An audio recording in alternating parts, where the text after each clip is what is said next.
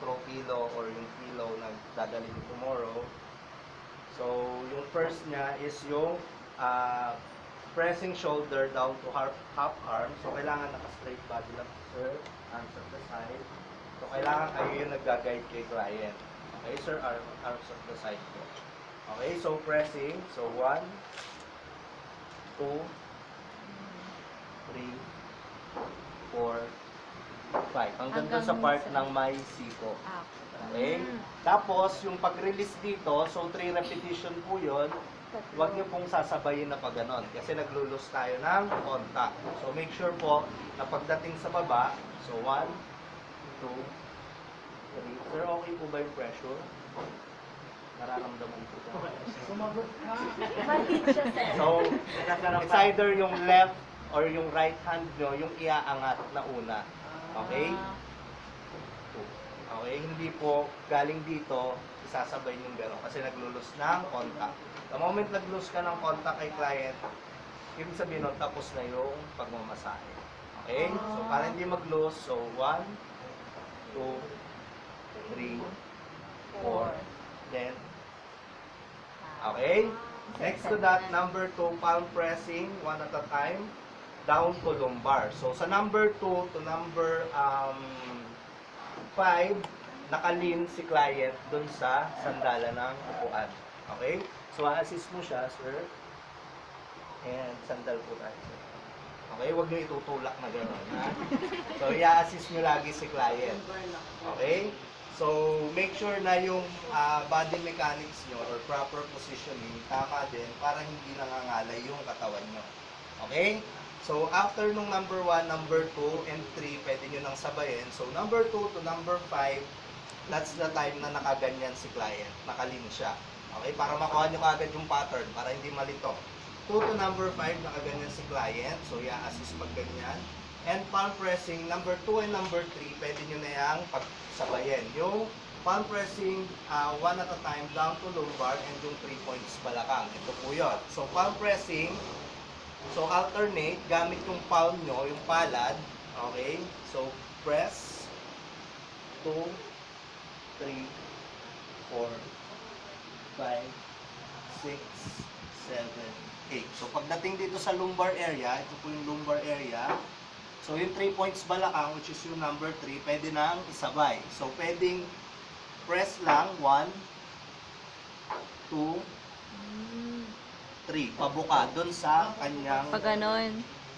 lumbar. Opo, pag ganun po. Okay? Kuha. Number 2, that's number 2 and number 3. Okay? Pinagsabay na. So, 1, 2, 3. Pagdating dito, again, don't lose contact. So, 1, 2, Full na. 3, 4, 5, 6, 7, 8. Then, yung 3 points balakang gamit yung thumb, nakarest yung 4 na daliri sa bewang niya. So, 1. So, pwedeng ganyan or pwedeng iikot. Ay. Okay? It's up to you. Kung kneading or pressing lang. So, 1, 2, 3. That's your 3 points balakang. 3 repetitions. So, last 1, 2, 3, 4, 5, 6, 7, 8. And 3 points balakang. 1, 2, Tatlong beses yung gagawin 3. sir. Tatlong repetition po. Pagpaulit sa number 1. Okay? Next to that is number 4. So, nandito ka, yung spider from pelvic to thorax. So, pagka ganito, mas prepared yung pointing na lang. So, lahat ng tip ng daliri, ayun po yung ipo-point nyo sa likod niya. Okay? Pero, kailangan, meron tayong tinatawag na endangerment site, yung kanyang Spinal cord. spinal cord at saka yung kanyang scapula, hindi mo dapat pinatatamaan yung mga bony areas ng likod niya. Okay? Kasi masakit po yun. Okay? And it can cause yung injuries sa kanya. So, 1 inch away from the spine. So, ito, anticipate mo yung spine niya. Ayan. Kailangan 1 inch away yung pag-point. So, point, point, point, point. Ito yung spider, ha? Sa dry massage. 1, 2. That's 1. Pagdating dito, 1 na yon, yung count nun. Then baba, alternate, hindi sasabay yung hindi gaganunin. So, laging pagdating dito, alternate yung pagbaba. Okay? So, 1, 2, 3. Point. Point. Point. Kasi yung isang spider, yung ganito yon, yung nagwo-walk yung daliri. Mas prepared yon kung wet massage. Sa dry massage, ginagamit na spider is ganito lang po. Okay? Kasi pagka ganun, sumasama pa yung damit ni client. Okay? So, mas prepared yung tip na lang ng daliri, yung ipo-point. Okay? Next is number 5. 5. Thumb walking. Okay? So, dito ka mag-e-end doon sa number 4. Ang makipapansin nyo, walang putol yan. Laging continuous. So, pag nag-end ka dito nung pointing, okay, proceed doon sa number 5. So, si number 5, i-rest mo yung 4 na daliri mo sa shoulder niya. And kung hanggang saan yung abot ng thumb. Doon ka magpe-pressing. Alternate. So, anticipate pa rin yung spine, 1 inch away from the spine. Okay, so press 1, 2, 3, 4, 5,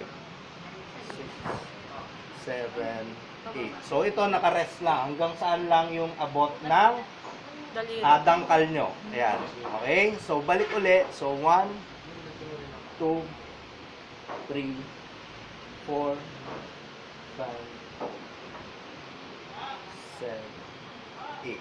Okay? Then ulit, 3 reps. 1, 2, 3, 4, 5, 6, 7, 8. Okay? So, make sure na magtatanong din ng right pressure kay client. Sir, okay lang po ba yung pressure? Ganon. Once. Okay? Pero pagka nag-okay na siya, na tinanong mo siya ng isang beses, okay na yon. Maintain that kind of pressure during the whole treatment. Okay? Hindi yung nagre-relax na siya, sir, okay lang po ba yung pressure? Tapos pagkatapos, sir, okay lang po ba? Leche! Ganun yun ang kliyente. No? So, kaya siya nagpunta para ma-relax, hindi yung para mag-cause ka ng distraction dun sa pag-relax niya. Okay? So, once lang. Pag natanong mo ng isang beses, i-maintain mo na lang yung ganong klase ng pressure the whole treatment. Okay? Then, number 6 na tayo, thumb pressing along scapula. So, pa-straight body mo na ulit si sir. Hands at the side. Okay? So, nakuha yung pattern. Number 1, yun yung naka-straight body lang siya. Ganito. Number 2 to 5, yun yung nakalin siya. Okay? Doon sa copy nyo, pwede nyo lagyan ng bracket para hindi malito. Number 2 to 5. Tapos yung 1 and 6, naka-straight body si client. Okay? So, number 6 is pressing along scapula. So, start lagi, always start, note nyo rin, always start at the left side of your client. Kung dito ka nag-BP, dito ka rin lagi mag-start sa left side ni client. Okay?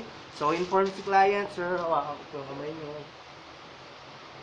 Okay? Then, ipe-place mo yung kamay ni client dito sa right side ng likod niya. Okay? Nakapantay na ganyan. Para lumabas yung scapula niya, yung dito, yung buto. Hindi po tayo magpe-press dun sa mismong buto ni client.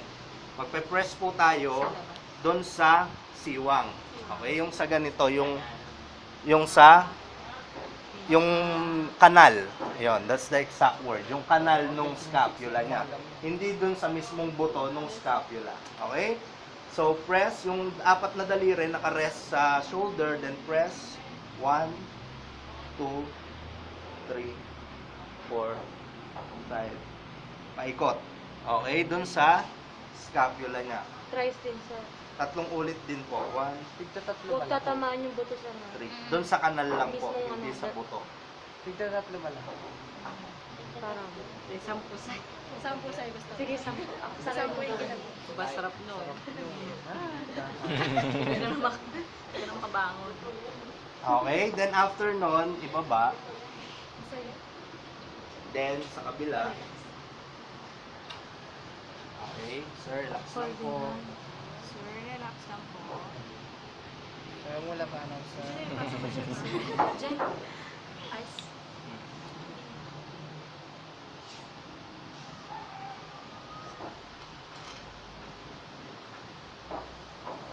Okay, so after nun, kasama yung sa number 6, stretching.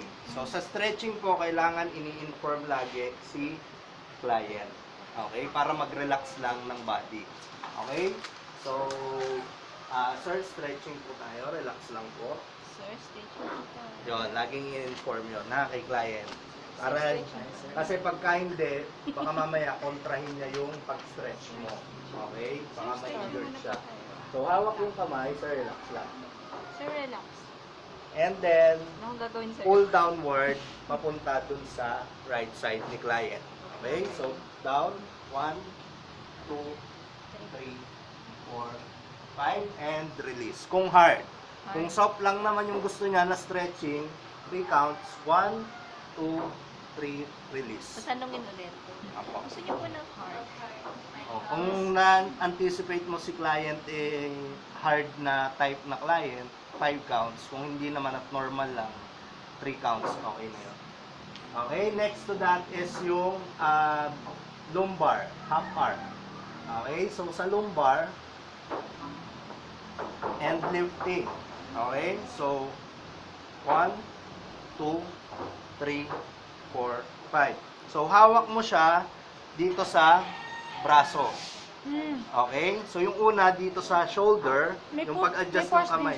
May force din habang ginawa. Wala po, naka-support lang. naka-support So yung pressure nandito sa paghila. Mm. So yung pangalawa, hawak naman, adjust sa braso. Yun yung may force. Okay, ito yung naka-support naman, tulak pataas. Ito din, hila pataas. Papunta sa left niya. Okay, so 1, 2, 3. Okay, release. Then after nun, katapat ng spine. Yung position, nakahawak sa siko ni client. Then, yung paa, adjust sa right side ni client and pull. 1, 2, 3, and release. Okay? So, after nun, uulitin mo sa kabila. Okay? Isang beses lang ito. Isang beses lang. Tatlong beses gagawin. Yung count, 3 counts. 3 counts. Pero Pero once, Pero isa lang. Baka Okay, so sa May stretching, nasarapan. So hawak sa shoulder, yung kamay, and pull, 1, 2, 3, release. Then, hawak sa braso, angat pataas, 1, 2, 3. Okay, then after nun, itapat sa spine, hawak naman sa siko, search straight body. Yeah. Kaya pala masakit. Okay, then 1, 2, 3, release. So, each and every after ng stretching, meron tayong tinatawag na lumbar tapping. So, huwag kayong magtatap ng naka-flat kasi masakit. So, kailangan nakaganyan. may hangin. Opo. You know. Sige, sarap pa. Okay, after ng Dalawa stretching. set. Pagkatapos ng dalawang stretching set. Opo, yung left and right, then tapping. Pag gano'n, umutot. Okay, after nun, Ano bata? number 7, arm rolling.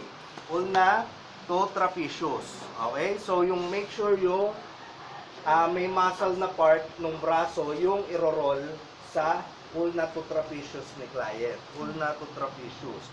So, ito yung may muscle, i-forward yung kamay. Okay? So, ito yung part na may muscle dun sa braso nyo. Huwag yung part na mabuto. Masakit yun. Okay? So, muscle to muscle yung nagko-contact. So, that's 1.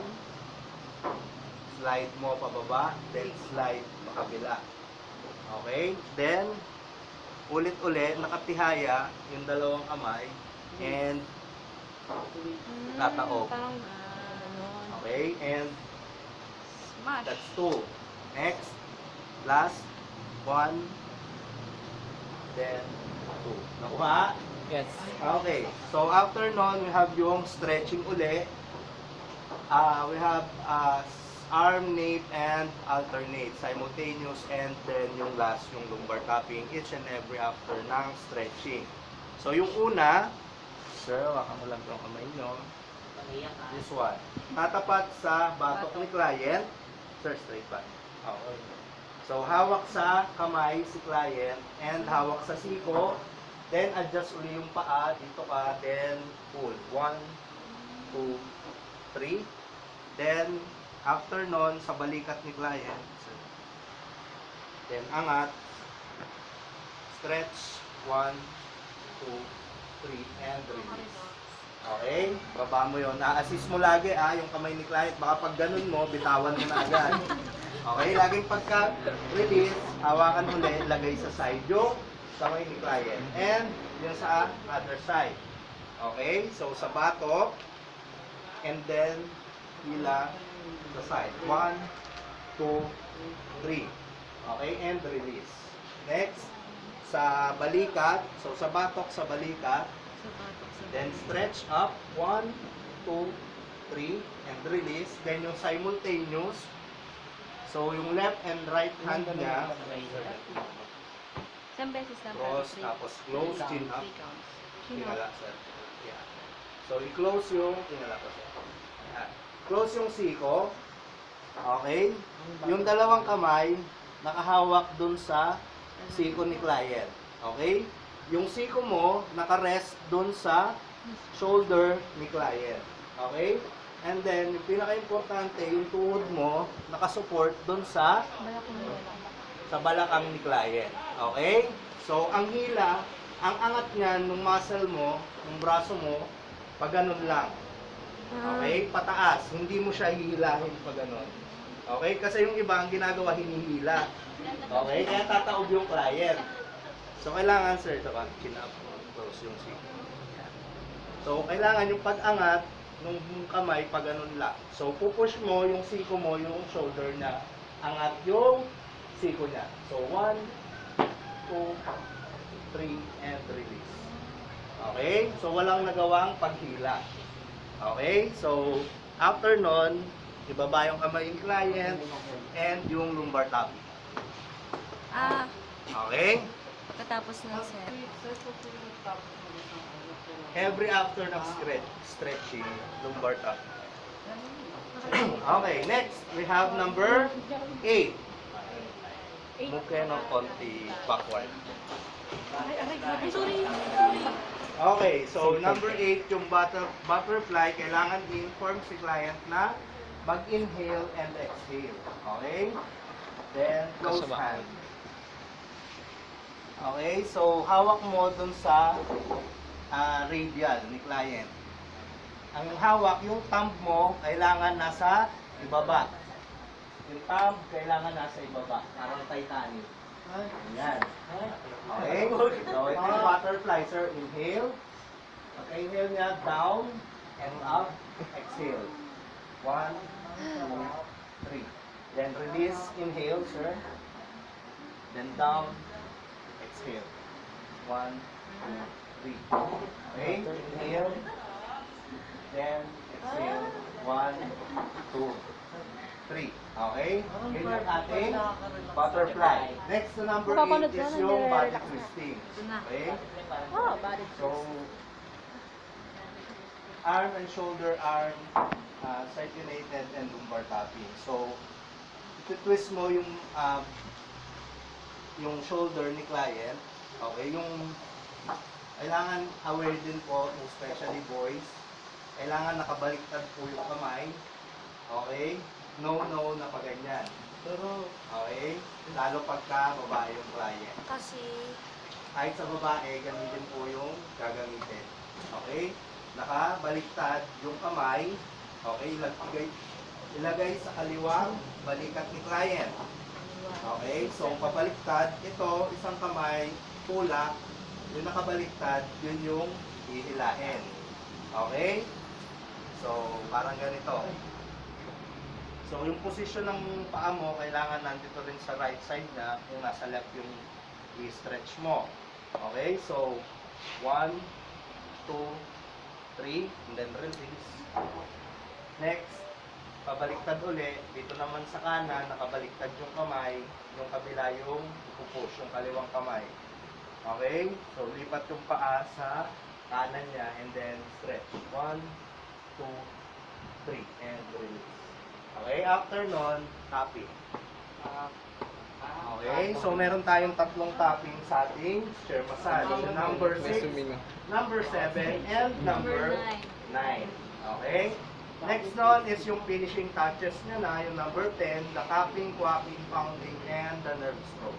And after nun, yung advice kay client. So, tapping, ito po yung paganyan, yung parang sa lumbar tapping. Huwag flat ha, huwag flat na ganyan. So, kailangan nakaganyan. Try. Then, Sayaw na. next to that is yung quacking. So, pagdikitin yung mga daliri. Okay? Then, yung pinaka hinliliit, yung ipatatama kay client ng medyo mabilis para nagka-quack sound. Ang galing. Okay? Bakit? Okay, after ng quacking, we have yung pounding. So, ito kailangan aware din. Yung may muscle na part, nung ibaba ng kamay natin, yun yung patatamain. So, 1, 2, Sige, saktan niyo ako. 3. Okay, next to that is yung nerve stroke. Imbis Okay, ma-relax so, nasasaktan. yung tip ng inyong mga daliri, down. Okay, 2, and 3. Okay? So, Lumbar tapping. yun, after nung advice kay client, Huwag mo na magbabasa. siyempre pupunta ka sa harapan niya. Punasan yung pawis. Okay, punasin. Susan. Okay, so, pwedeng hawakan sa shoulder, sir. Tapos na po yung massage natin. Hanggat maaari po, iwasan. So, yung gagamitin nating word, iwasan, ha? Iwasan, iwasan, iwasan. Huwag na word na bawal. Huwag na word na wag. Okay, so laging iwasan. Sir, tapos na po yung massage natin. Pero massage natin. Iwasan po muna natin uminom ng malamig na tubig for 1 hour. Iwasan din po natin kumain ng malalansa at maangang na pagkain dahil po baka may natulog sa likod nyo na mag-cause ng skin allergy.